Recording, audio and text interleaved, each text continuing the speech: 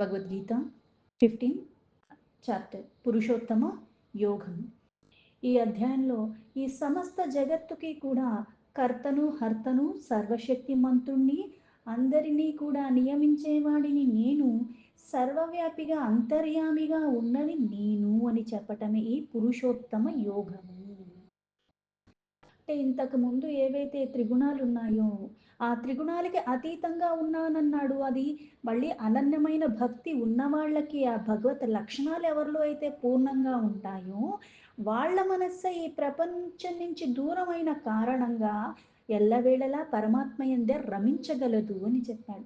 అంటే ఎవరైతే త్రిగుణాలకి అతీతంగా ఉన్నది పరమాత్మ అన్న పరమ సత్యాన్ని తెలుసుకుని మళ్ళీ ఆ విధానంగానే నడుచుకుంటూ ఎల్లవేళలా పరమాత్మ యొక్క చింతలో ఉంటున్నారో వాళ్ళకి పరమపదం లభిస్తుంది. ఆ పరమపదం అంటే ఏమిటి అంటే ఆ పురుషోత్తముడు. అందుకే ఇక్కడ పురుషోత్తమ యోగము అని అధ్యాయానికి పేరు. సర్వానికి ఆధారమైన వాడు, క్షేత్రం గురించి ఆ క్షేత్రజ్ఞుడి గురించి అన్నీ చెప్పిన తర్వాత ఈ పురుషోత్తముడు అన్నవాడు ఎవడు అంటే అది పరమాత్మ, అందరికీ మూలమైన వాడు. అయితే ఈ పురుషోత్తముడు ఏ లక్షణాలు ఉంటాయి, ఏ విధంగా ఉత్తముడు అన్నది చెప్తూ మళ్ళీ ఈ పురుషోత్తముడు అన్న పిలువబడటానికి కారణాలు ఏంటి, అలాగే ఆయన్ని తెలుసుకోవటం ఎలా, అసలు ఆ మహత్యం అన్నది ఏమిటి, పైగా ఏ విధానంగా లభిస్తాడు మొదలైన విషయాలన్నీ కూడా ఈ అధ్యాయంలో చెప్పబడి ఉన్నాయి. ఫస్ట్ శ్లోకం. శ్రీభగవానువాచ ఊర్ధ్వమూలమదః సాకం అశ్వత్థం ప్రాహురవ్యయం ఛందాంసి యస్య పర్ణాని యస్తం వేద స వేదవిత్. ఆ పరమాత్మ మళ్ళీ అర్జునుడికి చెప్తున్నాడు ఏమని, ఊర్ధ్వమూల. ఊర్ధ్వం అంటే ఏంటి పైకి, అధోలోకం అంటే కింద అంట, ఊర్ధ్వలోకాలంటే పైన ఉన్నవి. అయితే ఇక్కడ అంటే ఈ సంసారం అన్నది ఏంటి అని దాన్ని ఇక్కడ రావి చెట్టు అశ్వత్థ వృక్షంతో పోల్చి చెప్పటం. అందుకే ఊర్ధ్వమూల. ఊర్ధ్వమూలం అంటే ఇక్కడ పైకి ఉంది, మూలం అంటే దానికి ఆధారము. ఊర్ధ్వం అంటే పైకి, అలాగే మూలం అంటే ఏంటి, ఏవంటే వేర్లు ఉంటాయో. మదశాకం అంటే ఇప్పుడు ఒక వృక్షంతో పోల్చి చెప్పటం. ఇప్పుడు ఒక వృక్షం ఉంది అంటే ఎలా ఉందంటే వేర్లు కిందకు ఉంటాయి, అలాగే మొదలు ఉంటుంది, మళ్ళీ కొమ్మలు ఆకులు అన్నీ ఉండి చెట్టు పైకి వ్యాపించి ఉంటుంది, శాఖలు శాఖలుగా ఉంటాయి. ఆ కొమ్మకి మళ్ళీ చిన్న చిన్న కొమ్మలను అన్నిటికీ కూడా చక్కగా ఆకులు వచ్చి అంతా ఉంటాయి. అందుకే ఇక్కడ అంటే అన్నిటికీ మూలమైన వాడు, అందరికీ ఆదిగా ఉన్న ఆ పరమాత్మ ఊర్ధ్వ మూలం, ఆది పురుషుడైన పరమాత్మే అన్నిటికీ మూలము. అయితే అధశాఖం అంటే దానికి ఏవైతే శాఖలు, ఒక చెట్టుకి ఎలా అయితే కొమ్మలు ఉన్నాయి దానికి మళ్ళీ చిన్న కొమ్మలు ఉన్నాయి, ఇలా అన్నీ ఉన్నాయో అలాగే ఇక్కడ ఆ పరమాత్మకి మూలం, అలాగే ఇక్కడ ముఖ్య శాఖం కలిగి ఉన్నది ఏంటి అంటే మళ్ళీ అన్నీ మళ్ళీ పరమాత్మ, ఇది పరమాత్మ ఇది పరమాత్మ కాదంటానికి వీల్లేదు. పైగా ఇవి ఎలా ఉన్నాయంటే శాఖలు లాగా ఉన్నాయి. అంటే దీన్ని తెలుసుకోవటానికి ఎలా అయితే మనకి భక్తి మార్గం ఉంది, ధ్యాన మార్గం ఉంది, జ్ఞాన మార్గం ఉంది, అంటే ఏదో ఒక మార్గం ద్వారా నువ్వు తెలుసుకునేది ఏంటి మళ్ళీ పరమాత్మనే. అంటే ఈ శాఖలుగా కూడా ఉన్న వాటిని నువ్వు పట్టుకుని కూడా ఈ ముఖ్య శాఖ కలిగి ఉన్నది వాటికి మళ్ళీ ఆధారమై ఉన్నదేంటి, ఆ మొదలు ఏదైతే ఉందో అదే ఆ శాఖల్ని ఉంటుంది. ఇది తీసేస్తే శాఖలు ఉంటాయా, కొమ్మలు ఉంటాయా, ఉండవు. అందుకే ఊర్ధ్వమూలం మదశాకం శాకమశ్వత్థం ప్రాహురవ్యయం. అయితే ఈ ఈ చెట్టు ఏదైతే ఉందో అశ్వత్థం అంటే రావి చెట్టు. అంటే ఎలా అయితే రావి చెట్టు ఉంది, ఏర్లు పైకి కనిపిస్తూ ఉంటాయి. అయితే ఈ మొదలుగులో బాగుంటుంది, మొక్క ఏమో చూస్తే చిన్నగా ఉంటుంది, అది పోను పోను పోను పోను క్రమేణా ఎంత పెద్దగా అయిపోతుంది అంటే ఆ చెట్టు నీడలో చాలా మంది ఉండొచ్చు. దానికి బోల్డ్ బోల్డ్ కొమ్మలు ఉపశాఖలు అన్నీ వచ్చేసి ఆకులంతా కూడా చక్కగా వ్యాపించిపోయి ఉంటుంది అశ్వత్థ వృక్షము, రావి చెట్టు. అంటే ఈ సంసార రూపాన్ని అశ్వత్థ వృక్షంతో పోల్చి చెప్పాడంటే సర్వము నేనే అని చెప్పాడు. అందుకే దీనికి ముందు ఏదైతే ఊర్ధ్వమూల మదశాకం ఉన్నది ఆదిగా నేనే, నేనే అన్నిటికీ ఆధారము, నా నుంచే ఇవి శాఖలుగా విడబడుతున్నాయి. అదే ఎలా అయితే అశ్వత్థ వృక్షం ఉన్నదో దాంతో పోల్చి చెప్తున్నాడు. ప్రాహుర్ అవ్యయం అంటే ఇప్పుడు ఏ చెట్టైనా సరే సృష్టిలో భాగమైనది ఏదైనా సరే మార్పులు, చేర్పులకి లోబడే ఉంటుంది. అది మళ్ళీ కాలానుగుణంగా వెళ్ళిపోతూనే ఉంటుంది. కానీ పరమాత్మ ఎప్పుడూ సనాతనమైన వాడు, మార్పులు, చేర్పులు లేకుండా ఉన్నవాడు. కాకపోతే ఈ సంసారమన్న రూపభావనతో ఈ అశ్వత్థ మొక్కతో పోల్చి చెప్పటము. అందుకే ప్రాహుర్ అవ్యయం. ఈ మొక్క వెళ్ళిపోతుంది. సంసారంలో భాగం కాకపోతే అన్నిటికీ మూలమైన పరమాత్మ ఎప్పుడూ అలానే ఉన్నాడు. అందుకే అవ్యయం. ఛందాంసి యస్య పర్ణాని.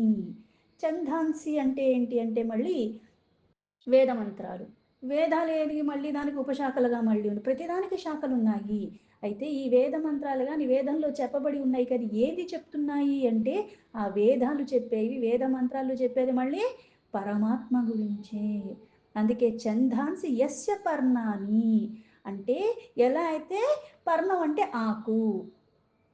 అశ్వత్థ వృక్షానికి ఎలా అయితే కొమ్మలుగా ఉన్నవి, కొమ్మలకి మళ్ళీ ఆకులై ఉన్నాయి ఎలా అయితే ఉన్నాయో, మూలమైన పరమాత్మకి ఉపశాఖల్లాగా ఎలా అయితే బ్రహ్మ, ఆది ఇట్లాంటియి ముఖ్య శాఖలుగా ఉన్నాయి. బ్రహ్మ నుంచి మళ్ళీ వేదాలొచ్చాయి. అయితే ఈ వేదాలు ఈ ఆకులతో పోల్చి చెప్పబడి ఉన్నది. అందుకే యస్తం వేదస వేదవిత్. ఆ వేదం చెప్పింది పరమాత్మ గురించే, పరమాత్మ తత్వం గురించి. అందుకే యస్తం వేదస వేదవిత్ అంటే ఎవరైతే ఆదిగా ఉన్నది అసలైన వేదం దేని గురించి చెప్తుందన్న తత్వాన్ని తెలుసుకున్నాడో, ఆ వేద అర్థముల్ని బాగా ఎరింగినవాడు. వేదవిత్ అంటే దాన్ని చక్కగా అంటే తెలుసుకోదగిన దాన్ని తెలుసుకోవటము, తెలుసుకోవాలన్న ఆరాటం ఉంటే సరిపోదు. ఆ వేదాలు చెప్పబడిందన్నీ కూడా చక్కగా తెలిసిన వాడే ఆ పరమ పదాన్ని పొందగలడు. శ్లోకానికి యథాతథ మీనింగ్ తీసుకుంటే శ్రీ భగవానువాచ ఊర్ధ్వమూలమదస్సాకం అశ్వత్థం ప్రాహురవ్యయం ఛందాంసి యస్య పర్ణాని యస్తం వేద స వేదవిత్. భగవంతుడిలా చెప్తున్నాడు. ఆది పురుషుణ్ణైన పరమేశ్వరుణ్ణైన నేనే మూలంగా, బ్రహ్మ ముఖ్య శాఖగా, అలాగే వేదములే ఆకులు గల ఈ సంసార రూపమైన వృక్షము అశ్వత్థ వృక్షంతో పోల్చబడి ఉన్నది. శాశ్వతమైన వాడిని ఈ సంసార వృక్షతత్వాన్ని మూల సహితంగా ఎవరైతే తెలుసుకుంటారో వాళ్ళే వేదాలతో కూడుకున్న అర్థాల సహితంగా తెలిసినవాడు అని చెప్పబడతాడు. ఈ శ్లోకంలో ముఖ్యంగా ఈ సంసారాన్ని ఒక అశ్వత్థ వృక్షంతో పోల్చబడి చెప్పబడి ఉన్నది. ఎందుకు అంటే ఇది అశ్వత్థ అంటే రావి చెట్టు. ఎలా అయితే అది చిన్నగానే ఉంటుంది కాకపోతే క్రమేణా దాని పోలికలు ఎందుకు ఈ సంసారంతో పోల్చారు అంటే అది చాలా పెద్దగా విస్తారంగా పెరిగిపోతూ ఉంటుంది. ఈ సంసారం కూడా అంతే విస్తరింపజేస్తుంది. ఈ బంధనాలు ఇవన్నీ ఇంకా పెరుగుతూనే ఉంటాయి. అయితే ప్రతిదానికి మూలం పరమాత్మ. అందుకే నేను నిత్యుణ్ణి, నేనే అన్నిటికీ మూలము. ఈ సంసారం కూడా అనంతమైనది. ఆది అంతం లేకుండా ఇంకా వ్యాపించిపోయి ఉంటుంది. అందుకే ఈ సంసారాన్ని అశ్వత్థ వృక్షంతో పోల్చబడి చెప్పబడి ఉంది. అయితే ఈ సంసార మూలము అంటే ప్రతిదానికి మూలము పరమాత్మ. ఉత్పత్తికి, విస్తృతికి అలాగే లయం చేయటానికి అన్నిటికీ మూలం పరమాత్మ. ఆది పురుషుడు. ఆ పరమేశ్వరుడు నిత్యుడు, అనంతుడు, సర్వాధారుడు అంటే సర్వానికి ఆధారం పరమాత్మ. సగుణ రూపంలో ఉన్నది తానే, నిర్గుణ రూపంలో ఉన్నది తానే. అత్యున్నతమైన పరంధామం ఆ పరమాత్మ. ఆయన వల్లే అన్నీ అలా నివసిస్తున్నాయి, వికసిస్తున్నాయి, లయమైపోతున్నాయి. మాయాధీశుడు ఆ పరమాత్మ. మాయనే తన ఆధీనంలో పెట్టుకున్నవాడు సర్వశక్తిమంతుడు ఆ పరమాత్మ. అందుకే ఆ పరమాత్మ నుంచే సర్వము ఉత్పన్నం అవుతున్నాయి. అందుకే ఊర్ధ్వమూల అంటే మూలం ప్రతిదానికి నేను అని ఈ అశ్వత్థ వృక్షంతో పోల్చి చెప్పటం. అదే మనకి కఠోపనిషత్తులో కూడా ఒక శ్లోకాలో ఈ అశ్వత్థ వృక్షం గురించి చెప్పబడింది. ఈ సంసారంలో ఎన్నో రకాలుగా లక్షణాలు ఉంటాయి. కోరికలు ప్రతి ఒక్కళ్ళకి అందరికీ ఒకటే కోరిక ఉందంటే లేదే. ఆ కోరికలో మళ్ళీ రకరకాలుగా ఉన్నాయి. ఆశలు, ఆశయాలు, అనుబంధాలు అన్నీ ఉన్నాయి. పైగా ఇవి మనిషికి మారుతూ ఉంటాయి. మనిషికి మార్పులే కాదు. ఇప్పుడు నాకు ఏదైతే కోరిక ఉందో కొన్ని రోజులు పోయాక ఆ కోరిక ఉండకపోవచ్చు. ఇంకా కొత్త కోరికలు పుట్టుకు రావచ్చు. దానికి అసలు సంబంధం కూడా ఉండదు. అంటే ఇలా మనకి బోల్డు కల్పించుకుంటూ పోతూ ఉంటాం. అల్లుకుపోతున్నట్టుగా అయిపోతూ ఉంటుంది ఈ సంసారము. అలాగే ఆ అశ్వత్థ వృక్షం అంటే రావి చెట్టు కూడా అనేకలైన చిన్న చిన్న కొమ్మలు ఇట్లా వస్తానే ఉంటాయి, పెరుగుతానే ఉంటుంది. అది నిజంగా చూస్తే ఎలా ఉంటుందంటే గొడుగు మనం అది ఓపెన్ చేస్తే ఎలా ఉంటదో అలా అన్నట్టుగా వ్యాపించిపోయి ఉంటుంది. అంత విస్తరిస్తూ ఉంటుంది. అందుకే అశ్వత్థ వృక్షానికి ఎన్ని ఆకులున్నాయో లెక్క పెట్టమన్నది చాలా కష్టము. అందుకే మళ్ళీ ఆ ఆకులతోనే ఆ చెట్టు కూడా ఆహారాన్ని తయారు చేసుకుంటుంది అని కూడా అంటారు. పైగా దానికి ఔషధి గుణాలు బోలెడున్నాయి ఆ చెట్టుకి. అంటే ఈ సంసారంలో మనం లాభం పొందుతున్నామని చాలా అనుకుంటున్నా, ఇది మనకి బోలెడు చేస్తుంది అని అనుకుంటూ ఉంటాం. అవన్నీ ఏంటి అంటే మళ్ళీ కర్మల రూపంలో. మనం చేసే పనులన్నీ కూడా ఎన్ని అన్నది చెప్పలేం. పొద్దున్న లేచిన నుంచి రాత్రి పడుకునేటప్పటికు పొద్దున్న లేచాను, ఇప్పుడు ఆఫీస్‌కెళ్ళాను, వచ్చేసాను, మళ్ళీ పడుకున్నాను. ఇది చెప్పడం క్లుప్తంగా చెప్పడం. కానీ నిజంగా ఎన్ని చేస్తున్నప్పటికి కూడా మదిలో ఏం మెదులుతుంది, ఇవన్నీ లెక్క పెట్టుకుంటూ పోతే ఎలా అయితే పుస్తకాలు సరిపోవు మనం రాసుకుంటూ పోతూ ఉంటే. అలాగే ఈ కర్మలు కూడా ఈ సంసారంలో అన్ని జరిపిస్తూ ఉంటాం మనము. అందుకే మళ్ళీ వీటి ప్రతిఫలంగా మళ్ళీ ఆ కర్మల వల్ల మనకి కొన్ని కొన్ని మళ్ళీ అనుభవించాల్సి వస్తుంది. కొన్ని నుంచి మనం దూరం అవ్వాల్సి వస్తుంది. అందుకే ఇక్కడ వేదాలతో పోల్చి చెప్పబడి ఉన్నది ఆకులు. ఆ చెట్టుకి ఎలా అయితే ఆకులున్నాయో అలాగే మనకి జీవితాన్ని అర్థం పర్థం లేకుండా చేసుకోకుండా అర్థంతో కూడుకుని దీన్ని సార్థకం చేసుకోవాలి అంటే పరమాత్మే మూలము. అందుకని ఆ పరమాత్మ గురించి చెప్పిన వేదాన్ని ఆధారం చేసుకోవాలి. అది నీకు ఎప్పుడైతే పూర్ణంగా అర్థమవుతుందో అందుకే వేదవిత్ వాళ్ళకి అర్థం చేసుకోవటం అయితే చదవగలిగేలాగా, వినగలిగేలాగా, దానికి సంపర్కంలోకి వెళ్ళేలాగా నాకు అవుతుంది గానీ, దాన్ని అర్థం చేసుకోవాలి అంటే అంత తపనుంటే గానీ అవ్వదు. పుస్తకం అయితే కొనుక్కుంటాను గానీ అందులో ఉన్నదంతా కూడా నా బుర్రలోకి ఎక్కదు. మనస్సు దాని మీద నిలబడితే, అది నేను మళ్ళీ నియమంగా ఎప్పుడూ చేస్తుంటే 10 సార్లు చేశాను కదా అని పక్కన పడేసి, మళ్ళీ 10 నిమిషాలు వదిలేశాను అని అనుకున్నా సరే, ఈ 10 నిమిషాల్లో మళ్ళీ బోలెడు పాపాలు నేను చేస్తూ ఉంటాను. అందుకే నిత్యము, నిరంతరము పరమాత్మయందే రమిస్తూ ఉన్నవాడికే అది లభిస్తుంది. అలాగే ఈ అశ్వత్థ వృక్షానికి కూడా పళ్ళొస్తూ ఉంటాయి. ఎలాగా ఈ మహావృక్షము, ఈ జీవితం కూడా అశ్వత్థ వృక్షము, ఆ పరమాత్మ ఇవన్నీ ఎందుకు సంసారంతో పోల్చబడి ఉన్నాయి అంటే, కొన్ని కొన్ని కర్మల ద్వారా కొన్ని ప్రతిఫలాలు నీకు వస్తూ ఉంటాయి. ఏది వచ్చినప్పటికీ కూడా ప్రతీదీ పరమాత్మకే సమర్పణ భావంలో నువ్వు ఉండగలిగితే ఆ స్థితి వేరు. నువ్వు పొందే పరమ పదం వేరు. అందుకే ఇక్కడ కర్మలు చేస్తూ ఉంటాం. ఇంతకు ముందు చెప్పినట్టుగా త్రిగుణాలు అని ఉన్నాయి. అలాగే ఇక్కడ సాత్విక కర్మలు చేస్తాం, రాజస కర్మలు చేస్తాం, తామస కర్మలు కూడా చేస్తాం. అయితే ఈ మూడిటిని గుణాతీతుడైన పరమాత్మను నువ్వు ఆస్వాదించాలి, ఆ పరమపదం పొందాలి అని ఉంటే ఆ మూడిటికి అతీతంగా నువ్వు ఉండాలి. ఎప్పుడు ఉండాలి? ఎల్లవేళలా ఉండాలి. అందుకే ఇవన్నీ కర్మలు చేస్తూ కర్మబంధనాల్లో చిక్కుకోకుండా ఉండాలంటే కర్మ చేస్తున్నప్పుడు, చేసేటప్పుడు అన్నీ అయిపోయాక ఎప్పుడు అదే స్థితిలో ఉండి సర్వము పరమాత్మకే సమర్పణ భావంతో ఉండాలి. అందుకే తింటున్నా, పడుకున్నా, ఏ పని చేస్తున్నా, విశ్రాంతి తీసుకుంటున్నా సరే, ఏది చేస్తున్నా ఆ సంసారంలో ఉన్నప్పటికీ కూడా పరమాత్మ చింతలోనే ఉండాలి. అలా ఉండి పరమాత్మనే ఆశ్రయంగా భావించి పరమాత్మే మూలము అన్నది నువ్వు గ్రహించి ఉండి నువ్వు చేసే కర్మలు నీకు అంటవు. వేదం ఏం చెప్తుందంటే కొన్ని కొన్ని కర్మలు కొన్ని కొన్ని వాటికి కొన్ని రకాలుగా ఆచరించాలి అని చెప్తుంది. మళ్ళీ ఈ వర్ణం వాళ్ళు ఇది చేయాలి, ఈ వయసులో ఉన్న వాళ్ళు ఇది చేయాలి, ఇది చేయాలి, పైగా ఈ సమయానికి చేయాలి, ఇలా చేయాలి. అన్నీ చెప్పబడి ఉన్నాయి కర్మకాండలు. అయితే వాటికి మళ్ళీ ఫలితాలు కూడా చెప్తాయి వేద మంత్రాలు. అందుకే ఛందాంసి.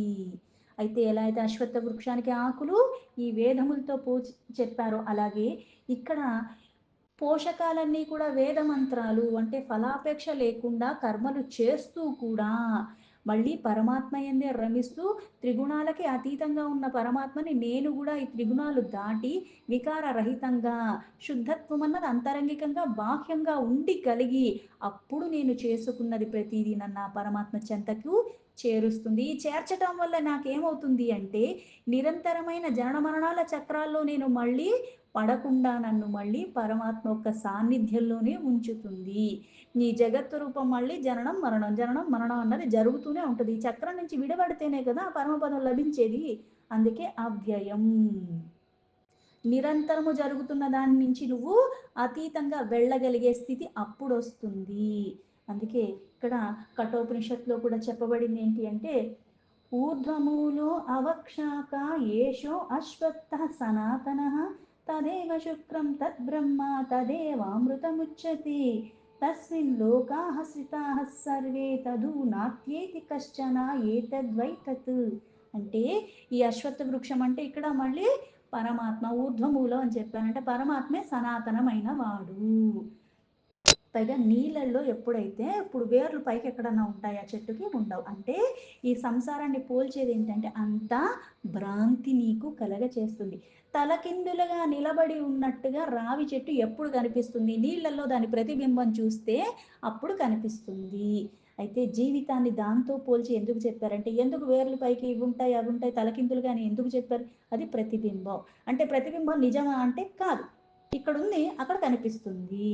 అయితే నీటిలో తలకిందులుగా ఉంది కాబట్టి నిజంగానే దానికి చెట్టు కిందకుంది వేర్లు పైకున్నాయని నువ్వు ఎలా భావిస్తావు? అది నిజమైనది కాదు. అలాగే సర్వానికి మూలమైన వాడు పరమాత్మ. ఆ పరమాత్మ యొక్క సృష్టిలో భాగంగా ఈ సంసారం అంతా ఉన్నది. ఇందులో అవన్నీ వచ్చిపోయాయి కానీ ఏది శాశ్వతమైనది కాదు. ఇది అశాశ్వతమైనది అని చెప్పటానికే ఆ పరమ సత్యాన్ని అందుకే వేదాలు ఛందాంసి ఆ వేదము ఉన్నది ఉన్నట్టుగా ఏదైతే యథార్థమైన తత్వం పరమాత్మ గురించి చెప్పబడి ఉన్నదో ప్రతిబింబం అన్నది శాశ్వతమైనది కాదు. మన జీవితంలో కూడా సుఖాలు వస్తాయి దుఃఖాలు వస్తాయి కానీ ఏది శాశ్వతం కాదు. అందుకే దుఃఖాలు నాకు దుఃఖం అని నేను అనుకుంటున్నాను కానీ అది నిజంగా నాకు సుఖంగా చెయ్యటానికి అది సుఖమయమేమో కానీ నాకు అజ్ఞాన వశమున ఇంకా నాకు భౌతికంగా ఈ చుట్టూ ఉన్నవన్నీ కూడా నేను ఆశపడుతున్నాను కాబట్టి నేను అలాగే ఆలోచిస్తున్నాను. అందుకే జననమేమో సుఖంగా భావిస్తున్నాం మరణమేమో దుఃఖంగా భావిస్తూ ఉన్నాము. కానీ ఆ పరమ సత్యాన్ని ఎవరైతే అర్థం చేసుకున్నందుకే వేదవిత్ జనన మరణాలు లేకుండా ఉండటము అలాగే జననం ఎంత ఉందో మరణం కూడా అంతెందుకు ప్రతిదీ అక్కడే ఉంటుంది అక్కడే అవుతుంది అక్కడే లయం అవుతుంది. అందుకే ఇప్పుడు జ్ఞానులు ఏం చేస్తారు వాళ్ళు మరణాన్ని కోరుకుంటారు ఎందుకంటే ఈ జనన మరణాల చక్రాల నుంచి విడివడిపోవాలి అని. మరణాన్ని ఆకర్షించేవాడు సన్యాసి అవుతాడు అలాగే భోగాన్ని ఆకర్షించేవాడు భోగి అవుతాడు. సామాన్య మానవులు జీవితంలో అన్ని కోరికల కోసమే ఉంటారు. ఇంకో కోరిక ఉంది ఇప్పుడే పోకూడదు అన్న భావనలోనే ఉంటారు. అన్నిటినీ వదిలేసిన వాడే సన్యాసి. అంటే ఎక్కడికో పారిపోవక్కర్లేదు. వాటితో నువ్వు అనుబంధాన్ని తెంచుకుంటున్నావు. వాటితోనే ఉంటున్నావు. కాకపోతే రాగం లేకుండా ఉంటున్నావు. ద్వేషం లేకుండా ఉంటున్నావు. ఆ పరమ సత్యాన్ని ఎవరైతే అర్థం చేసుకుంటారో అందుకే ఇక్కడ ప్రతిబింబానికి ఆధారంగా చెప్పి ఆ పరమ సత్యము ఈ జీవితం అన్నది శాశ్వతం కాదు. పైగా ఇది భగవంతుడు మూలమైన ఈ జీవితము ఇది అన్నీ కూడా వచ్చిపోయేవే కాకపోతే ఇందులో కూడా నేను గడిపే వ్యవధి అన్నది తక్కువ.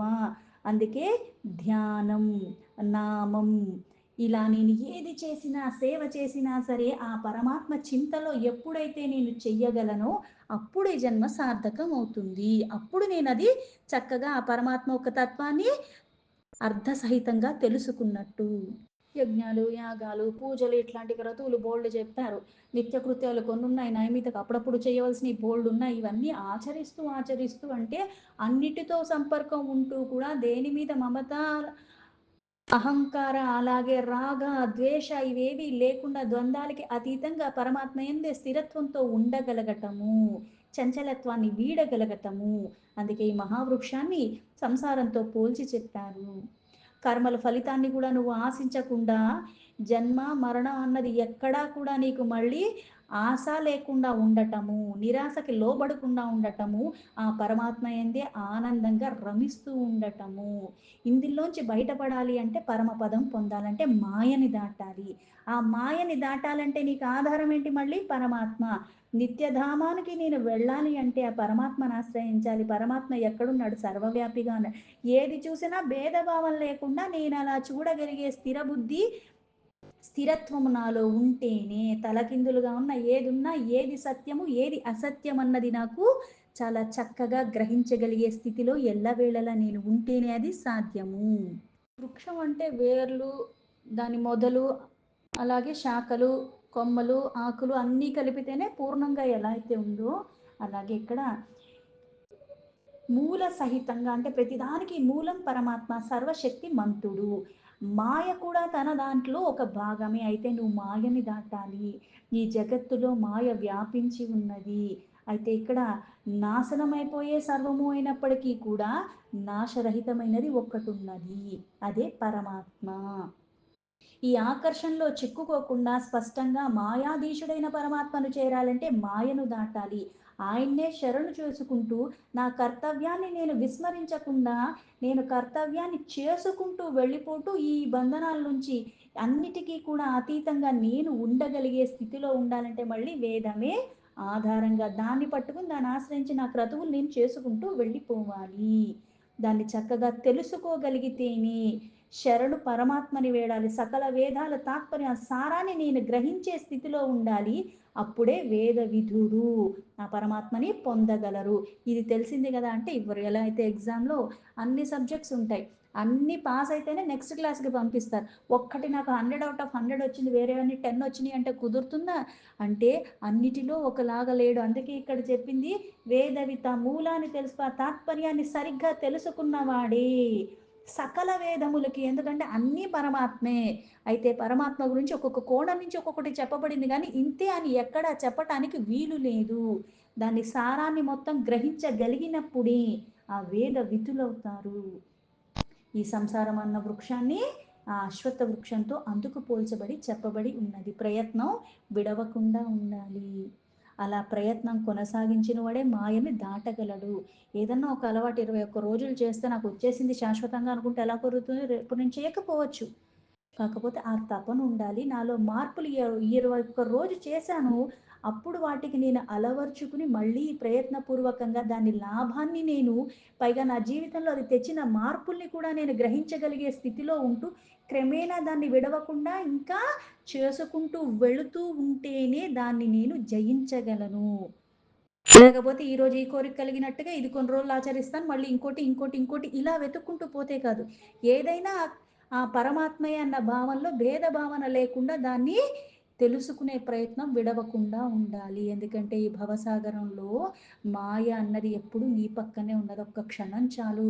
అన్నీ చదివినా, అన్నీ ఆచరించినా, ఎన్నో చేస్తున్నాను గదా అనుకున్నా సరే ఒక్క క్షణం చాలు. ఆ మాయకి నేను వశమైపోతాను. కాకపోతే మాయనే తన ఆధీనంలో పెట్టుకున్న ఆ పరమాత్మ నామాన్ని నేను ఎప్పుడూ విడవకుండా ఉంటే, ఏ సందర్భంలో ఉన్నా, ఏ పరిస్థితుల్లో ఉన్నా, ఎవరి మధ్యలో ఉన్నా, ఏ ప్రదేశంలో ఉన్నా సరే, నాకు ఏది అంటదు అన్న విశ్వాసం కూడా నీలో అంత ఘనంగా, అంత అనన్యంగా ఉంటేనే మళ్ళీ గుణాతీతుడిని నువ్వు గుణాతీత స్థితిలోనే ఉండి పట్టుకుంటావు, ఎప్పుడూ విడవకుండా. దీంతో భగవద్గీత 15 చాప్టర్లో పురుషోత్తమ యోగంలో ఫస్ట్ శ్లోక సంపూర్ణం.